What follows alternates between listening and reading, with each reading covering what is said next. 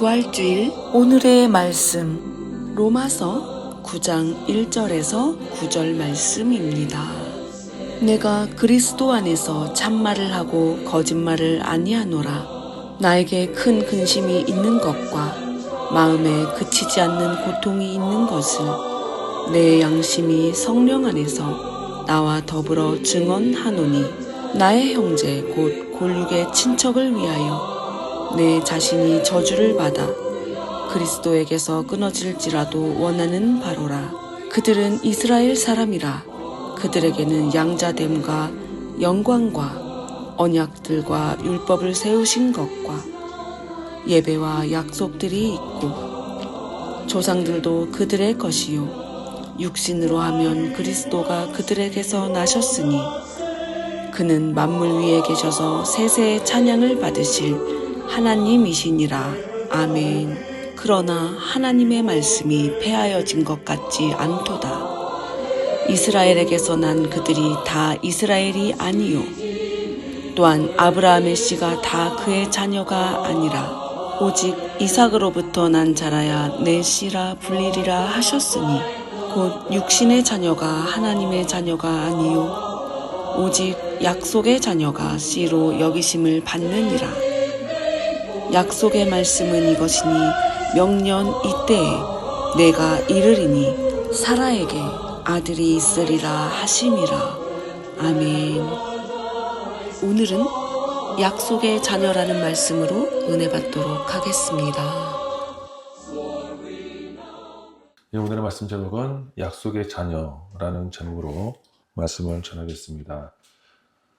바울이 쓴 오늘 본문의 이 로마서는 여러 가지 귀한 내용이 담겨 있지만 그 중에서도 그리스도인이 어떤 마음을 갖고 어떠한 모습으로 살아가야 하는 것인가에 대해서 아주 신중하게 깊이 말씀하고 있습니다. 그래서 이론적인 부분과 실천적인 부분을 함께 말씀하고 있기 때문에 그 당시뿐만 아니라 지금까지 현재 우리 기독교 신앙에 있어서 매우 중요한 역할을 하고 있는 말씀이기도 합니다.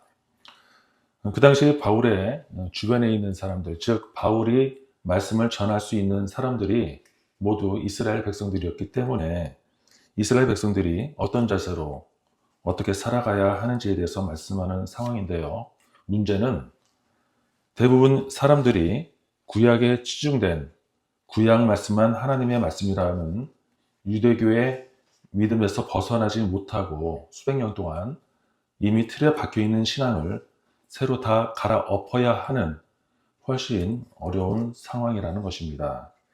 그래서 바울이 그게 아니었다. 오직 예수 그리스도만을 통하지 않고서는 구원이 불가능하다라는 것을 재차 반복해서 강조해야 하는 쉽지 않은 상황이라는 것이죠. 우리가 좀 전에 읽었었던 1절, 3절 말씀에서는 내 말이 진짜다, 거짓말 아니다, 좀 믿으라니까 라고 호소하고 있는 것이고 급기야 3절에 가서는 내 형제, 내 핏줄의 구원을 위해서라면 내가 지옥에 가는 일이 있다 하더라도 진실을 말하고 이 복음을 전하는 것이다 라고 아가페적인 사랑을 담아서 말씀을 선포하고 있는 것입니다. 딱 예수님께서 그러하셨듯이 내가 죽더라도 너는 살리겠다. 그래서 우리가 십자가 목걸이를 목에 달고 다니는 거 아니겠습니까? 그래서 성경을 한 문장으로 비유하면 이렇게 얘기할 수 있다지 않습니까? 나 밟고 너 올라가라. 나 밟고 너 올라가라. 제 기억에 예전에 김용희 선교사님께서 이 말씀을 하신 것 같은데요. 저도 얼마 전에 이와 비슷한 경험을 한 적이 있습니다. 제가 어울리지 않게 큰 양보를 한 것인데요. 물론 바울처럼 귀한 믿음을 가지고 아가페적인 사랑을 가지고 양보한 것까지는 아니고요. 굳이 고집 피우면 안 될 것도 없었지만 하필이면 그때 나 밟고 너 올라가라 이 말씀이 생각나면서 그래 나도 한번 성경 말씀처럼 내가 양보해 보겠다 라고 큰 결심을 하고 양보를 했어요. 그런데 오는 길에 왜 이렇게 힘들고 후회가 되는지 모르겠더라고요. 다른 사람들도 다 자기 상황에 맞춰서 일하고 자기한테 맞춰서 결정을 하는데 내가 뭐라고, 나 하나 양보한다고 해서 누가 하나 고마워하는 일도 없고 그 순간 잠깐 아, 저 사람이 저랬구나 하는 정도가 끝인데 그 찰나 그 순간만 내가 조금만 욕심만 부리면 정말 내가 원하는 대로 나뿐만 아니라 우리 가족까지도 편해질 수 있는 건데 생각하면 할수록 화가 나고 억울하고 분하기까지 한 거예요. 그러면서 속으로 생각하기를 하나님, 제가 성경 말씀대로 제가 손해를 봐가면서 실천을 해봤습니다. 그런데 이건 너무 불공평한 거잖아요. 제 억울함을 아시고 그래도 성경대로 실천했으니까 나중에 그와 비슷한, 아니 그보다 더 큰 보상을 해주시고 또 제가 양보한 것들이 다른 사람들에게 많이 알려져서 좋은 사람이라는 소문이 났으면 좋겠습니다. 라는 생각을 잠깐 해봤는데요. 그 순간 그런 보상을 기대하는 순수하지 못한 불순한 의도를 가지고 양보했다면 그게 무슨 양보냐, 그게 어떻게 성경대로 실천한 거냐라는 생각도 드는 거예요. 주시든 안 주시든 실천하는 게 성경의 의도인 줄 알면서도 괜히 양보했나? 라는 생각이 자꾸 들고 또 한편으로는 내 믿음의 수준이 아직 이거밖에 안 되는구나. 영 기분이 좋지 않았습니다. 그래서 차에서 찬양을 오히려 크게 틀고 다른 생각을 하려고 노력했었던 시간들이 있었는데요. 이처럼 저도 잠깐 경험해 봤지만 나 밟고 너 올라가라. 이게 말처럼 정말 쉬운 게 아니더라고요. 즉 성경에서 말하는 사랑이라는 게 그렇게 어렵다는 것이죠. 그러면서 천국, 지옥도 정확하게 다 아는 바울이 내가 지옥에 가는 일이 있다 하더라도 내 형제들이, 내 핏줄, 내 가족, 친척, 내 민족이 구원을 얻게만 된다라면 아낌없이 진실한 복음을 전하겠다라고 말씀을 하고 있습니다. 도대체 얼마나 믿음이 좋아야 이 경지에까지 갈 수 있을까? 나도 이렇게 말씀을 전해야 하는데 내 주변에 아직 믿지 않는 사람들을 위해서 나는 얼마나 저런 낮은 자세를 가지고 살아가야 하는 걸까? 말로만 사랑하는 것이 아닌가? 아니면 말씀을 제대로 믿지 못하는 것은 아닌가? 진실이라고 확실하게 믿는다면 전하지 않을 수가 없는 건데 여러 가지 생각이 듭니다. 죽겠다고 달려드는 사람을 이길 수 없다고 하지 않습니까? 그러니까 바울이 대단하다는 거죠. 더군다나 바울이 복음 전파에 어려운 것은 아까 말씀드렸듯이 그들은 이미 나는 구원을 받았다고 착각 속에 있기 때문에 나는 이미 선택받은 이스라엘 백성이라는 우월성을 가진, 즉 선민 세상에 틀이 박혀 있는 사람들이기 때문에 굳이 다른 것을 애써 받아들일 필요가 없다고 생각하는 사람들에겐 좀처럼 말씀이 들어가지 않는다는 거죠. 이게 가장 큰 문제가 아니겠습니까? 오늘날에도 우리를 포함해서 교회 문턱에 발만 올려놓고 사는 사람들까지도 다른 사람들은 몰라도 최소한 난 구원을 받을 수 있을 거야. 다들 이런 착각 속에서 빠져 살고 있지 않습니까? 주일날 교회 출석만 해도 괜찮다고 하는 어설픈 믿음으로 설마가 사람 잡는다고 차라리 겸손하게 모르면 새로운 것을 제대로 깨끗하게 받아들일 수 있을 텐데 이것도 아니고 저것도 아닌 어설픈 믿음이 오히려 방해가 되는, 믿음을 방해하는 경우가 얼마나 많냐는 것이죠. 제가 일하는 센터에서도 주로 남자 어르신들하고 앉아서 나누는 대화를 듣게 되는 시간이 많은데요. 80, 90 먹은 어르신들이 서로 나누는 대화들을 듣고 있자면 배울 것도 많이 있지만 때론 사탄도 이런 사탄이 없어요. 완전 마귀 입장에서 얘기를 하는데 더 놀라운 것은 이분들이 거의 다 교회를 다니는 분들이라는 거예요. 차라리 교회를 안 다닌다고 하지, 필라 이 지역에서 안 다녀본 교회가 없고 이 지역 모르는 목사님이 없다고 자랑까지 해요. 그러면서 어설픈 말도 안 되는 논리로 교회를 비판하고 전혀 성경적이지 않은 시선과 자기의 주관으로 교회가 이러니 저러니 세상 돌아가는 것까지 이상한 잣대로 판단하고 비난을 합니다. 아마 바울의 주변도 이보다 더하면 더했지 덜하지는 않았을 거예요. 야 바울, 내가 하루 이틀 제사 드리냐? 우리 삼촌들이 다 제사장 출신이고 우리 조상이 모세 옆에서 가끔 지팡이도 들어주던 사람들이거든. 우리 이모가 다 권사고 우리 외삼촌이 다 장로들이야. 나도 알 만큼 알거든. 그만 좀 나대라. 예수가 성경 어디에 나오는데 있으면 가지고 와봐. 그 당시엔 구약밖에 없었으니까 당연히 예수님이 안 나오죠. 잘못된 지식과 신념이 이미 머리에 깊이 박혀 있는 것만큼 무서운 게 없습니다. 심지어 이재명이가 좋다는 사람들도 있잖아요. 정말 그 머릿속을 열어서 들여다보고 싶어요. 정말 궁금합니다. 미쳐도 그렇게 미쳤을까? 탄핵 결정이 나니까 그 자리에서 펄쩍펄쩍 뛰면서 감동의 눈물을 흘리면서 기부하는 사람들, 아니 같은 나라에서 같은 상황을 직접 보고 사는 사람들이라면 어떻게 저럴 수가 있을까? 천치 바보도 아니고 눈으로 보고 귀로 들으면서 당연히 쉬운 걸 어떻게 모를 수가 있냐고요. 그런데 이게 그 사람들뿐만 아니라 우리도 마찬가지잖아요.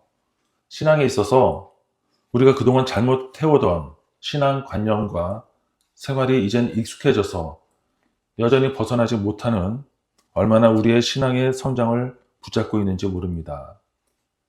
벌레들도 자기의 성장을 막고 있는 단단한 껍데기를 찢어버리고 나오듯이 우리의 신앙도 기존에 막고 있는 허문에서 벗어나서 더 성숙한 믿음으로 한 단계씩 올라서야 하는데 나를 막고 있는 껍데기 안에서 여전히 머물러 있는 10년, 20년 전, 30년 전 신앙에서 이미 성장이 멈춰버린 정체되어 있는 믿음을 깨뜨리고 이제는 하나하나씩 승리해 나가야 할 줄 믿습니다.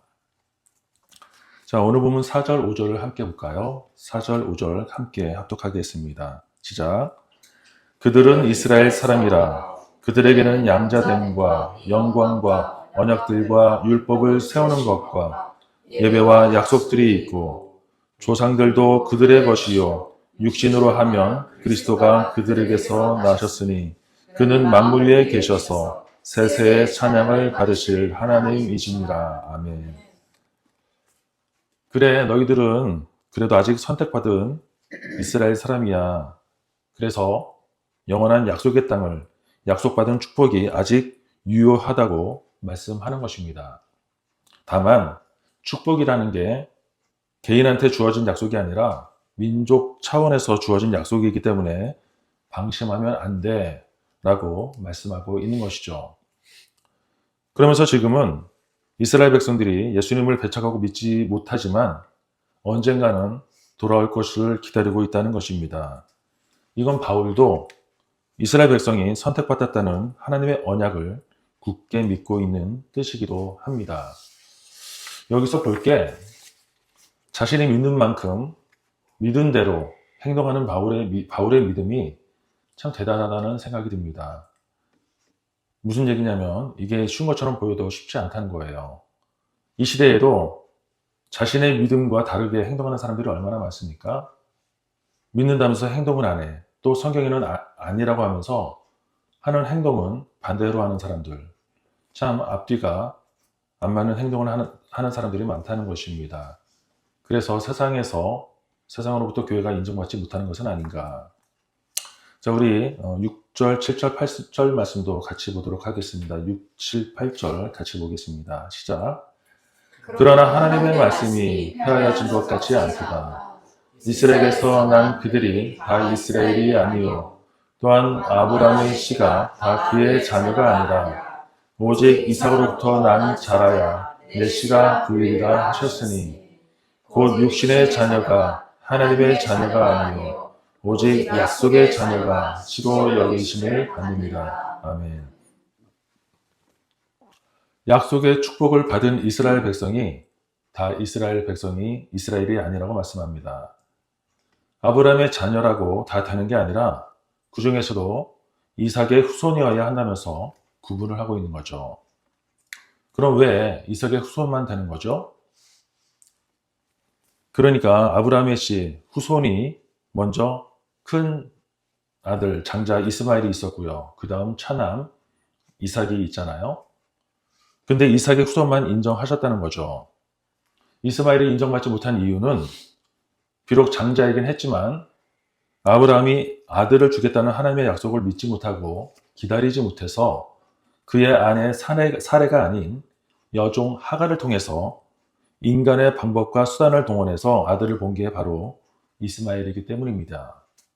즉 하나님의 약속을 믿지 못하고 아브라함의 생각대로 행동해서 태어난 아들이기 때문에 이스마엘을 아브라함의 자녀로 인정하지 않겠다는 말씀이에요. 그리고 나중에 하나님께서 약속하신 그대로 아내 사레를 통해서 이삭을 보게 됩니다. 이렇듯이 하나님께서는 예전에 약속하신 이스라엘 백성이지만 구분을 하시겠다는 거예요. 어떤 기준으로요?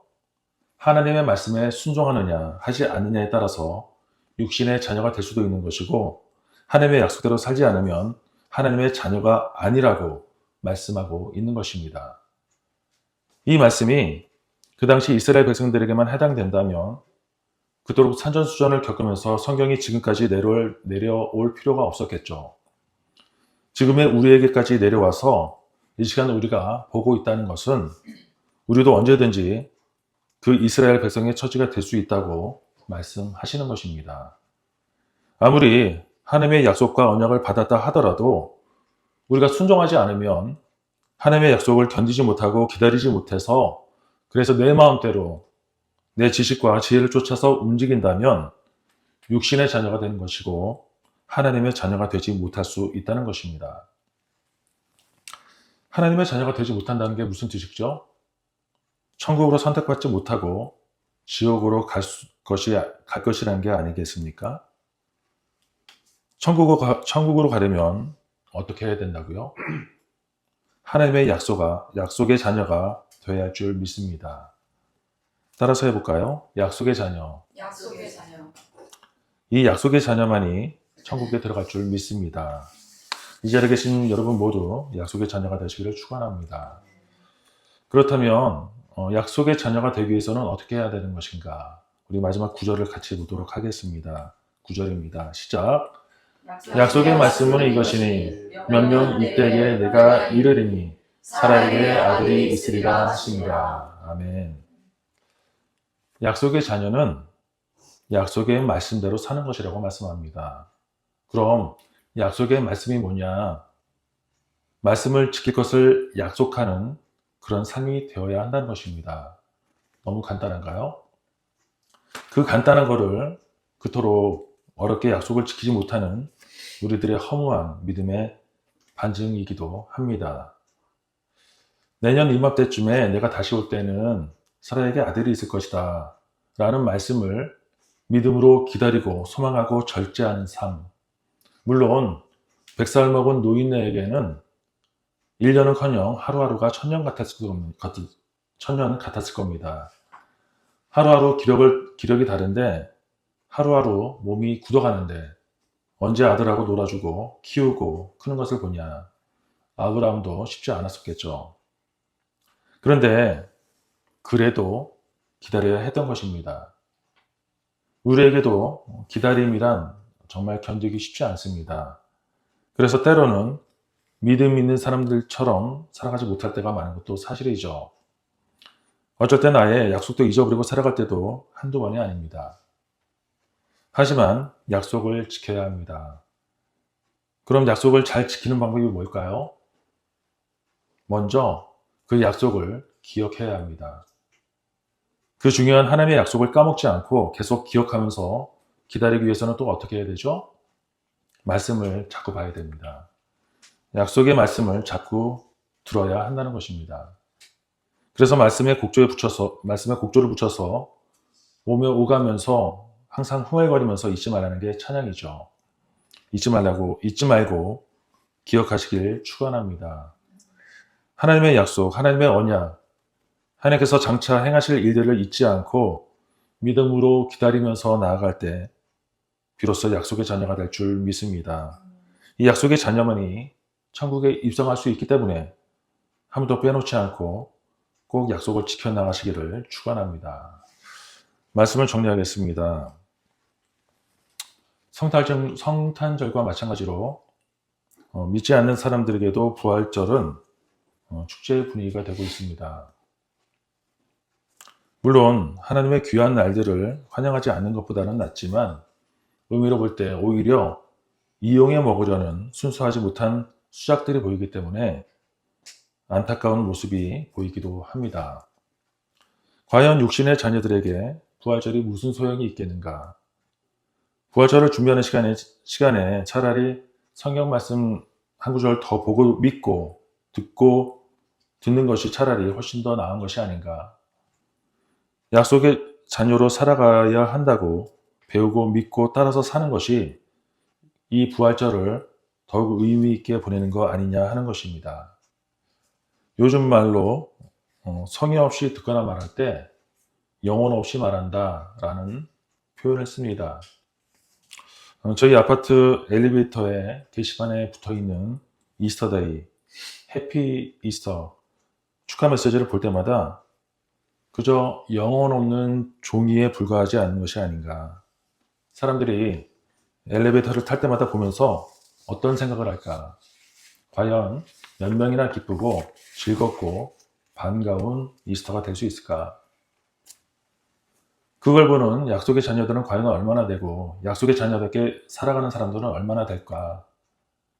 다시 한번 말하지만 부활절은 약속의 자녀들에게만 의미가 있는 것이고 약속의 자녀들에게만 소용이 있는 줄 믿습니다.